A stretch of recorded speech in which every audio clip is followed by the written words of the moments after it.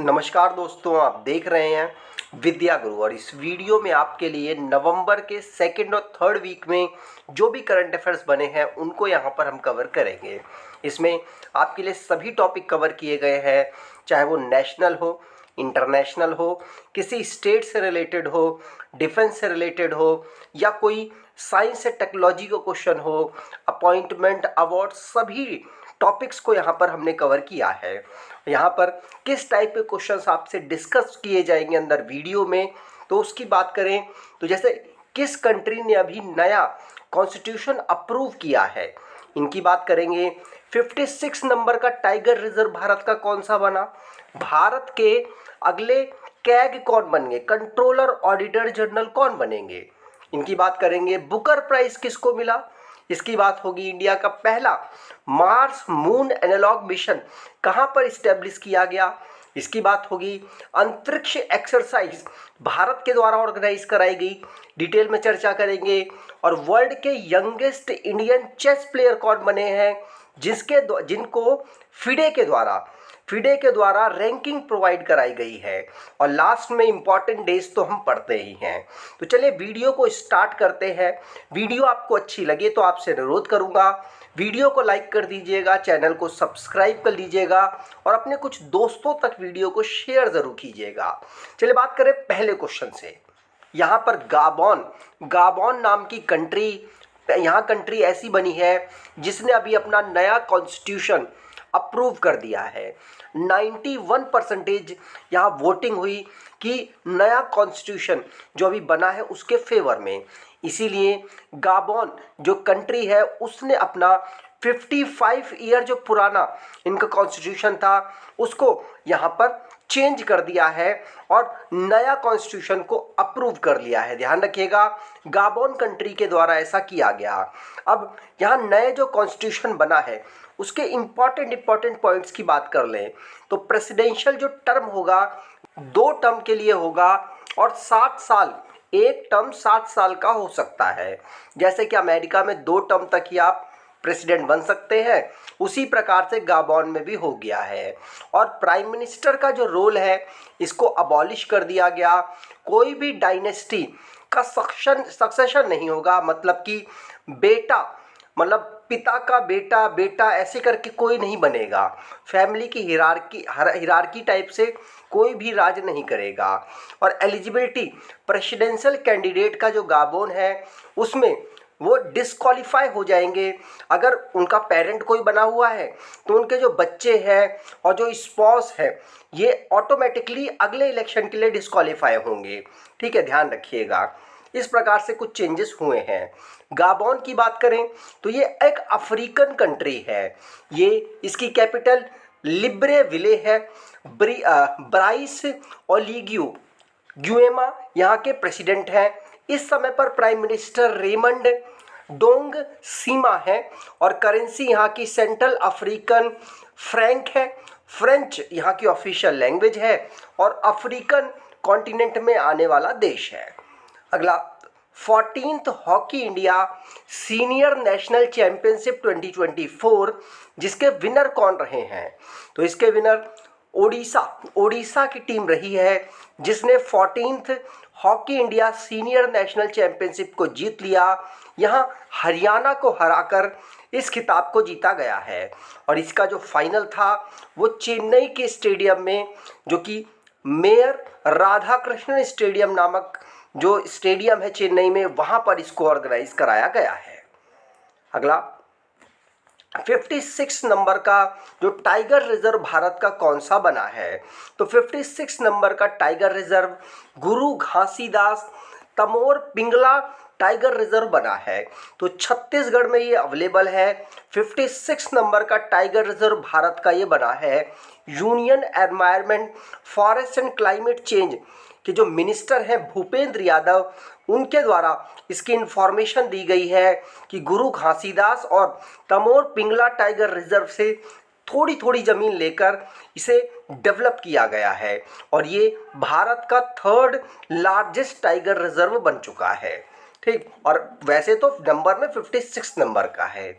अगला global energy efficiency alliance कोप 29 में किस कंट्री के द्वारा लॉन्च किया गया? तो कोप 29 जिसको ऑर्गेनाइज कहाँ कराया गया था? इसे अभी रिसेंटली में ऑर्गेनाइज कराया गया और वहाँ पर यूएई के द्वारा लॉन्च किया गया है ग्लोबल एनर्जी एफिशिएंसी अलायंस। ये जो अलायंस है इसका टारगेट होगा कि एनर्जी एफिशिएंट बना जा सके और ग्लोबल जो एनर्जी एफिशिएंसी है उसको डबल किया जा सके 2030 तक। ध्यान रखिएगा, कोप 29 में यूएई के द्वारा ये लॉन्च किया गया है अलायंस। ध्यान रखिएगा, पूछा जा सकता है।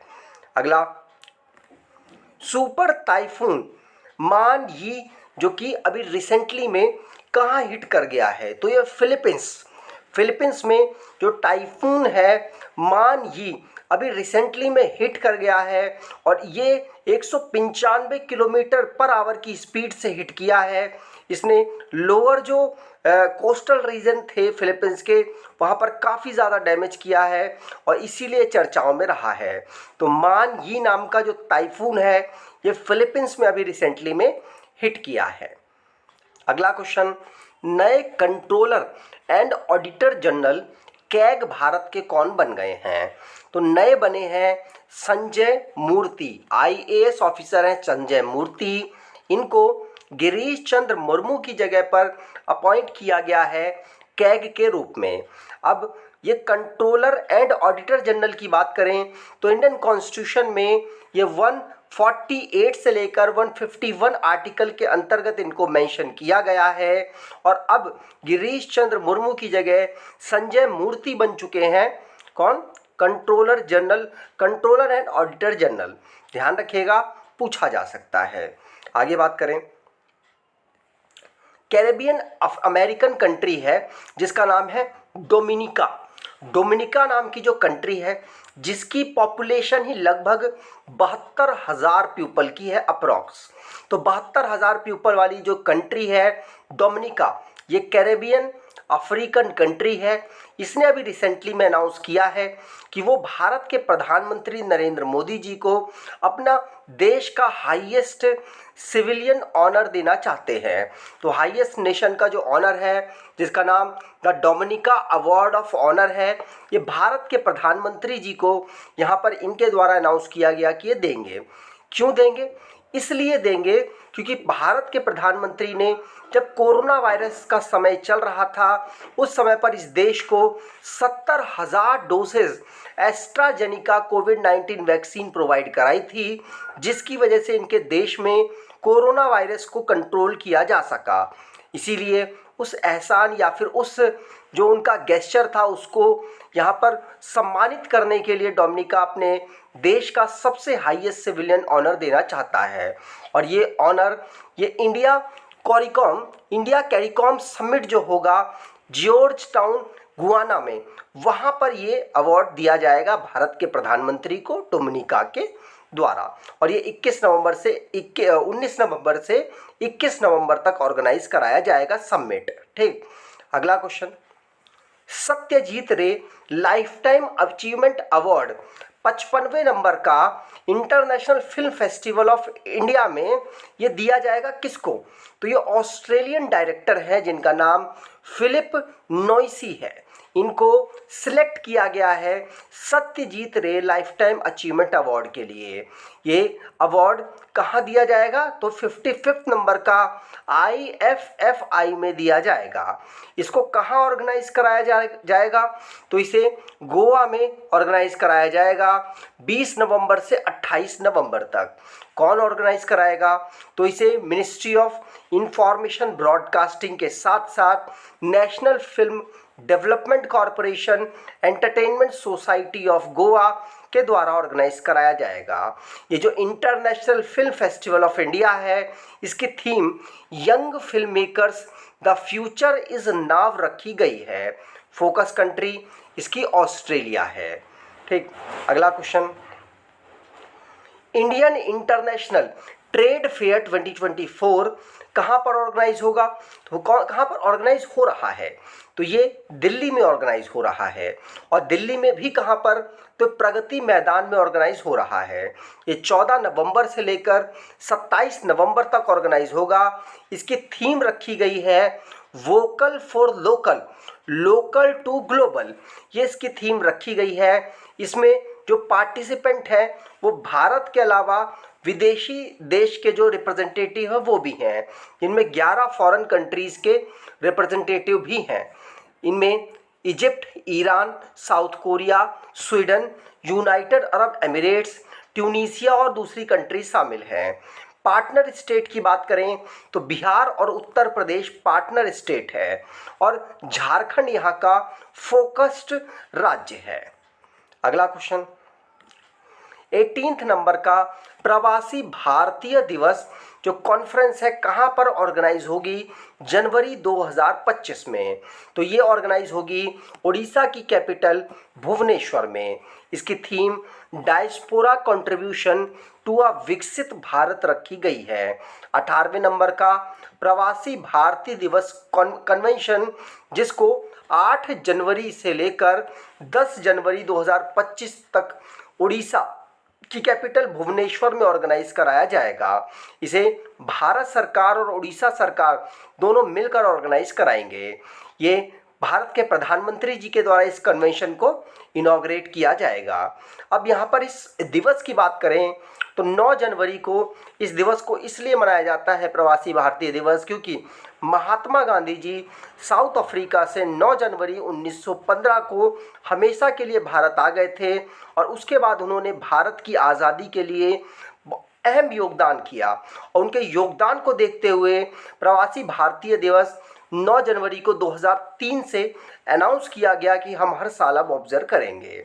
ठीक, अगला क्वेश्चन, अभी किस कंट्री ने भारत के नेवल शिप में अपनी टेक्नोलॉजी यूनिकॉर्न जिसको इंटीग्रेटेड एंटीना सिस्टम कहते हैं वो प्रोवाइड कराया है, उसके लिए एग्रीमेंट साइन किया है? तो ये भारत ने जापान के साथ एग्रीमेंट साइन किया है कि जापान इंटीग्रेटेड एंटीना सिस्टम जिसको यूनिकॉर्न कहा जाता है वो इंडियन नेवल जो शिप्स है उनके लिए प्रोवाइड कराएगा, जिससे कि भारत के जो नेवल सिस्टम है उसमें सिग्नल को आसानी से एक जगह से दूसरी जगह पहुंचाने में मदद मिलेगी, जिससे कि आसानी से मैसेजेस पहुंच पाएंगे और सेफली पहुंच पाएंगे। तो इंडियन मिलिट्री ने पहली बार इस किसी भी टेक्नोलॉजी को इस प्रकार से ट्रांसफ़र करने के लिए पैक्ट साइन किया है, एग्रीमेंट साइन किया है। और ये पहली बार ऐसा हुआ है कि को डेवलपमेंट और को प्रोडक्शन के माध्यम से इक्विपमेंट को दो कंट्रीज़ के कोलैबोरेशन से डेवलप किया जाएगा भारत और जापान के बीच में। तो ध्यान रखिएगा, पहली बार भारत ने इस प्रकार से किसी के साथ साइन अप किया है कि वो इक्विपमेंट डेवलप करेंगे और वो किसी से उनकी टेक्नोलॉजी लेंगे जिससे कि अपने मिलिट्री को बेहतर कर सके, और वो देश भी यहाँ पर राजी हो गया है और जो कि जापान है। अगला, बुकर प्राइज़ 2024 ये नोबल ऑर्बिटल लिखने वाले को दिया गया है, इंग्लिश भाषा में लिखी गई है। इनका नाम है समंथा हार्वे। समंथा हार्वे ने नोबल ऑर्बिटल को लिखा है जिसके लिए उनको 2024 का बुकर प्राइज़ प्राप्त हुआ है। ये जो बुकर प्राइज़ है ये बेस्ट इंग्लिश नोवेल को उस साल की दिया जाता है और ये इस बार समंथा हार्वे को दिया गया। ये जो अवार्ड है बुकर प्राइज़ ये 1969 से यूके के द्वारा दिया जाता है।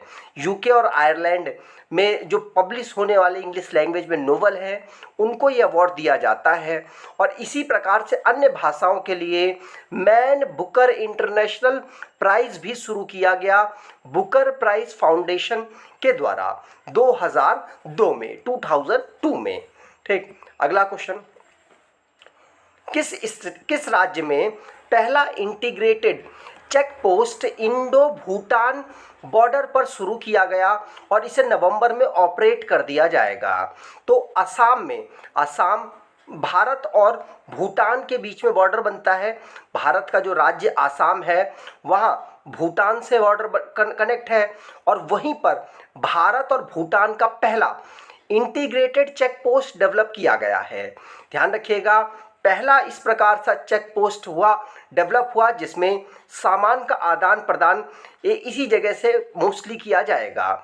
और भूटान भारत के साथ 4 राज्यों के साथ सीमा बनाता है, जिनमें आसाम सबसे बड़ी सीमा भूटान के साथ बनाता है और भूटान के साथ सीमा सबसे बड़ी है और यहीं पर पहला इंटीग्रेटेड चेक पोस्ट भी डेवलप हुआ है। भूटान की बात करें तो कैपिटल इसकी थिम्पू है और इसके किंग जिंगमे केसर नगलेम वांगचुक है प्राइम मिनिस्टर, शेरिंग तोब्गे है, नगल्ट्रम यहाँ की करेंसी है। अगला क्वेश्चन, इंडिया का पहला मार्स मून एनालॉग मिशन कहाँ पर इस्टेब्लिश हुआ है? तो इंडिया का पहला मार्स मून एनालॉग मिशन ये लद्दाख लेह में इस्टेब्लिश किया गया है। ये एक प्रकार का एनवायरनमेंट से प्रॉब्लम वाला, जहाँ पर एनवायरनमेंट से ज़्यादा प्रॉब्लम होती है वहाँ पर इस बेस स्टेशन को सेटअप किया गया और वो इसके लिए सबसे बड़ा चैलेंज है। लेह और लद्दाख में सबसे ज़्यादा एनवायरनमेंट से रिलेटेड प्रॉब्लम्स होती हैं। इसको इसरो के साथ साथ ह्यूमन स्पेस फ्लाइट सेंटर और AKA space studio, Ladakh university, IIT Bombay और Ladakh autonomous hill development council के द्वारा मिलकर क्रिएट किया गया है। ठीक, अगला क्वेश्चन, वर्ल्ड का पहला high altitude para sports centre कहाँ पर इस्टेब्लिश हुआ है? तो वर्ल्ड का पहला है ये high altitude para sports centre, ये भी लेह लद्दाख में ही इस्टेब्लिश हुआ है। ध्यान रखिएगा, इसमें भी लद्दाख की ऑटोनोमस हिल डेवलपमेंट काउंसिल और आदित्य मेहता फाउंडेशन ने मिलकर इसको इस्टेब्लिश किया है। अगला क्वेश्चन, अभी रिसेंटली में मध्य प्रदेश टूरिज्म डिपार्टमेंट के द्वारा किसे अपना नया ब्रांड एम्बेसडर नियुक्त किया गया है? तो नया ब्रांड एम्बेसडर पंकज त्रिपाठी को मध्य प्रदेश टूरिज्म डिपार्टमेंट के द्वारा नियुक्त किया गया। मध्य प्रदेश के जो टूरिज्म लोकेशंस हैं, टूरिस्ट लोकेशंस हैं, उनको पंकज त्रिपाठी आपको प्रमोट करते हुए नज़र आ जाएंगे। मध्य प्रदेश में टाइगर रिजर्व्स हैं, वाइल्ड लाइफ सेंचुरीज़ हैं, जो हिस्टोरिकल साइट्स हैं उनको पंकज त्रिपाठी प्रमोट करेंगे। ये हैं पंकज त्रिपाठी। अगला क्वेश्चन, 35 नंबर का ट्राई सर्विसेज कमांडर्स कॉन्फ्रेंस जिसकी चेयरमैनशिप की chief of defence staff Bharat के अनिल चौहान जी ने की है, इसको कहाँ पर ऑर्गेनाइज कराया गया? तो इसे ऑर्गेनाइज कराया गया है कोच्चि में और कोच्चि में 35 नंबर की ट्राई सर्विसेज कमांडर्स कॉन्फ्रेंस को ऑर्गेनाइज कराया गया, जिसमें Indian navy, Indian army, Indian air force और अदर डिफेंस जो सिस्टम है उसके हेड यहाँ पर या फिर जो इसको लीड करने वाले सीनियर कमांडर्स थे उन्होंने यहाँ पर पार्टिसिपेट किया है, जिसमें डिस्कस किया गया है कि किस प्रकार से जॉइंट ट्रेनिंग इनिशिएटिव और किस प्रकार से मिलकर काम किया जा सकता है, भारत की सेफ्टी को बढ़ाया जा सकता है। अगला क्वेश्चन, रिसेंटली में गरुण शक्ति नामक जो एक्सरसाइज है वो इंडिया और किसके बीच में ऑर्गेनाइज हुई है? तो इंडियन आर्मी और इंडोनेशियन आर्मी के बीच में अभी रिसेंटली में इंडोनेशिया में ही 9th नंबर की गरुण शक्ति नामक एक्सरसाइज को ऑर्गेनाइज कराया गया है। अगला क्वेश्चन, अभी रिसेंटली में इंडियन ऑयल कॉरपोरेशन के चेयरमैन किसको अपॉइंट किया गया? तो इंडियन ऑयल कॉरपोरेशन के जो लार्जेस्ट ऑयल कंपनी है कंट्री की, भारत की, और इसके चेयरमैन बनाए गए हैं अरविंद सिंह साहनी। कौन? अरविंद सिंह साहनी। ध्यान रखिएगा, इनका नाम पूछा जा सकता है। अगला क्वेश्चन, अंतरिक्ष अभ्यास 2024 एक प्रकार की एक्सरसाइज है और ये स्पेस एक्सरसाइज है जिसको भारत के द्वारा ऑर्गेनाइज कराया गया। इंडिया की पहली स्पेस एक्सरसाइज है अंतरिक्ष अभ्यास 2024 जिसको नई दिल्ली में ऑर्गेनाइज कराया गया है। ध्यान रखिएगा, पूछा जा सकता है। अगला क्वेश्चन, ऑस्ट्रेलिया पहला ऐसा कंट्री बना है जिसने एंटी स्लेवरी कमिश्नर को अपने यहाँ पर स्लेवरी, मॉडर्न जो स्लेवरी होती है उसके अगेंस्ट काम करने के लिए, उसको रोकने के लिए यहाँ अपॉइंट किया है। तो एंटी स्लेवरी कमिश्नर ये ऑस्ट्रेलिया ने अपॉइंट किया है। किसको अपॉइंट किया है? तो क्रिस इवांस को अपॉइंट किया है। और ये अब ऑस्ट्रेलिया में जो मॉडर्न स्लेवरी होती है उसके अगेंस्ट काम करेंगे। तो ध्यान रखिएगा, इनका नाम क्रिस इवांस इनका नाम है। अगला, वर्ल्ड के यंगेस्ट इंडियन चेस प्लेयर जो कि 3 साल के हैं मात्र, और इन्हें फीडे के द्वारा रेटिंग भी दी गई है। इनका नाम है अनीस सरकार। अनीस सरकार ये कोलकाता से बिलोंग करते हैं और कोलकाता पश्चिम बंगाल से बिलोंग करते हैं, और इनको इंटरनेशनल चेस फेडरेशन के द्वारा यहाँ रैंकिंग भी दी गई, और रैंकिंग के साथ साथ इनको यहाँ पर अंडर 9 और अंडर 13 में भी इन्होंने पार्टिसिपेट किया है। इनकी रैंकिंग रेटिंग की बात करें तो इनको इंडियन सारे खिलाड़ियों में एक 1555 रेटिंग मिली है, और वर्ल्ड में इनको 1,46,736 रेटिंग मिली है। तो ये एक एक्टिव प्लेयर के रूप में, यंगेस्ट एक्टिव प्लेयर के रूप में यहाँ पर इनको रेटिंग प्राप्त हुई है। अगला क्वेश्चन, नए प्राइम मिनिस्टर मॉरिशस के कौन बन गए? तो प्रविंद जगन्नाथ की जगह अब नए प्राइम मिनिस्टर बने हैं डॉक्टर नवीन रामगुलम। कौन? लेबर पार्टी के डॉक्टर नवीन रामगुलम ये मॉरिशस के नए प्राइम मिनिस्टर बन चुके हैं, ध्यान रखिएगा। अगला क्वेश्चन, अभी किस कंट्री ने वर्ल्ड की पहली वुडन पैनल्ड सैटेलाइट को लॉन्च किया है स्पेस में और डेवलप भी किया? तो ये जापान के द्वारा किया गया। जापान ने वर्ल्ड की पहली वुडन पैनल्ड सैटेलाइट को एक डेवलप भी किया और लॉन्च भी कर दिया है। तो ये जापान है और इसका नाम है लिग्नोसेट। क्या? लिग्नोसेट। ये 4 इंच इसकी लंबाई है, 900 ग्राम इसका टोटल वेट है, और ये लकड़ी से बनाया गया है। इसको डेवलप किया है क्योटो यूनिवर्सिटी और होम बिल्डर्स सुमितोमो फॉरेस्ट्री के द्वारा। तो दोनों ने मिलकर इसको डेवलप किया है, जापान में डेवलप हुआ है। अगला, इंटरनेशनल हॉकी फेडरेशन के नए प्रेसिडेंट किसे इलेक्ट किया गया? तो इंटरनेशनल हॉकी फेडरेशन में नए प्रेसिडेंट के रूप में तैयब इकराम को नियुक्त किया गया है। ध्यान रखिएगा, तैयब इकराम को 126 वोटों में 79 वोट्स मिले, और अब इनको दोबारा से इंटरनेशनल हॉकी फेडरेशन में प्रेसिडेंट के रूप में अपॉइंट कर लिया गया है। पहले भी यही थे। अगला, एक्सरसाइज ऑस्ट्रा हिंद ये भारत और किसके बीच में ऑर्गेनाइज होती है? तो भारत और ऑस्ट्रेलिया, आपको समझ आ रहा होगा। तो भारत और ऑस्ट्रेलिया के बीच में इसे 8 नवंबर को तीसरे एडिशन के रूप में ऑर्गेनाइज कराया गया है। ध्यान रखिएगा, इसे पुणे महाराष्ट्र में ऑर्गेनाइज कराया गया है। इसमें भारत की तरफ से इंडियन एयरफोर्स और डोगरा रेजिमेंट ने पार्टिसिपेट किया है। अगला क्वेश्चन, किस कंट्री के टूरिज्म डिपार्टमेंट ने सोनू सूद को अभी अपॉइंट किया है अपना ब्रांड एम्बेसडर, जिससे कि उनके टूरिस्ट जो सिस्टम है उसको सोनू सूद प्रमोट करेंगे?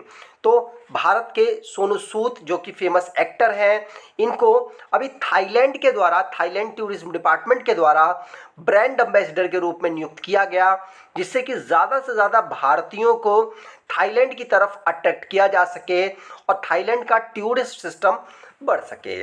याद रखिएगा, सोनू सूद को अभी अपॉइंट किया गया। उत्तर प्रदेश राज्य की पहली double decker electric bus service कहां से लॉन्च की गई है? तो उत्तर प्रदेश के चीफ मिनिस्टर योगी आदित्यनाथ के द्वारा राज्य की पहली डबल डेकर इलेक्ट्रिक बस को लखनऊ से इनॉग्रेट किया गया है। इसमें जो महिलाएं हैं उनका 50% डिस्काउंट के साथ टिकट प्राप्त होगी double decker electric bus service में। ठीक। अगला क्वेश्चन, नेशनल एजुकेशन डे हम कब ऑब्जर्व करते हैं? तो नेशनल एजुकेशन डे हम 11 नवंबर को ऑब्जर्व करते हैं, क्योंकि इस दिन मौलाना अबुल कलाम आज़ाद जी का बर्थ एनिवर्सरी पड़ती है और ये पहले एजुकेशन मिनिस्टर हैं आज़ाद भारत के। इसीलिए इनको रिस्पेक्ट देने के लिए हम ऑब्जर्व करते हैं 11 नवंबर को नेशनल एजुकेशन डे। और यंगेस्ट प्रेसिडेंट ये इंडियन नेशनल कांग्रेस के 1923 में बने थे, उस समय 35 ईयर के थे। अगला, वर्ल्ड डायबिटीज़ डे हम हर साल कब ऑब्जर्व करते हैं? तो वर्ल्ड डायबिटीज़ डे हम 14 नवंबर को हर साल ऑब्जर्व करते हैं। डायबिटीज़ की अवेयरनेस फैलाने के लिए, ग्लोबल अवेयरनेस के लिए, पब्लिक हेल्थ चैलेंजेस से निपटने के लिए हम हर साल 14 नवंबर को वर्ल्ड डायबिटीज़ डे के रूप में ऑब्जर्व करते हैं। नेशनल प्रेस डे हम हर साल कब ऑब्जर्व करते हैं? तो नेशनल प्रेस डे हम 16 नवंबर को ऑब्जर्व करते हैं और इसको प्रेस काउंसिल ऑफ इंडिया के द्वारा 1966 से ऑब्जर्व किया जा रहा है। इसकी theme changing nature of the press रखी गई है। अगला क्वेश्चन, ट्राइबल प्राइड डे हम कब ऑब्जर्व करते हैं? तो ट्राइबल प्राइड डे 15 नवंबर को हम बिरसा मुंडा जी की बर्थ एनिवर्सरी के अवसर पर ऑब्जर्व करते हैं। बिरसा मुंडा जी, इनको जो ट्राइबल एरिया है बिहार, उड़ीसा, झारखंड, छत्तीसगढ़, वेस्ट बंगाल में, वहाँ पर इनकी पूजा की जाती है भगवान के रूप में और इन्होंने उनके उत्थान के लिए कार्य किया था अपने जीवन में, इसीलिए वहाँ की जनजाति इनको पूजती हैं और इसीलिए बिरसा मुंडा जी की जो बर्थ एनिवर्सरी है उसी में ट्राइबल प्राइड डे के रूप में हम ऑब्जर्व करते हैं। 2021 में पहली बार इस डे को ऑब्जर्व किया गया था। अगला क्वेश्चन, नेशनल एपिलेप्सी डे या राष्ट्रीय मिर्गी दिवस हम कब ऑब्जर्व करते हैं? तो ये 17 नवंबर को अवेयरनेस फैलाने के लिए और जो इसके चैलेंजेस हैं उनसे निपटने के लिए ऑब्जर्व किया जाता है। तो एपिलेप्सी डे हम हर साल कब 17 नवंबर को ऑब्जर्व करते हैं। इसे आप हिंदी में राष्ट्रीय मिर्गी दिवस कह सकते हैं। तो उम्मीद करता हूँ आपको ये वीडियो अच्छी लगी होगी। वीडियो अच्छी लगी है तो आपसे अनुरोध करूँगा, वीडियो को लाइक कर दीजिएगा, चैनल को सब्सक्राइब कर लीजिएगा और अपने कुछ दोस्तों तक वीडियो को शेयर ज़रूर कीजिएगा। धन्यवाद।